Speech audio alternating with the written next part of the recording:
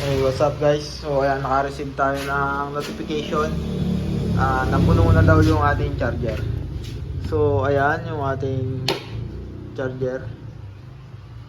So ang total na consume natin ay 16.87 kilowatts yung ating nagamit sa sasakyan.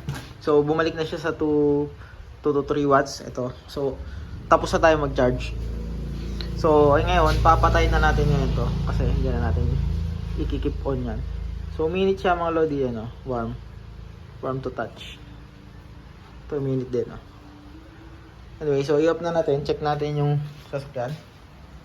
So, hindi siya nagpakita. Kailangan natin buksan. Ayun. So,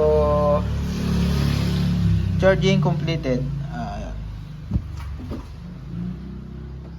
Ayan siya mga lodi. 100%.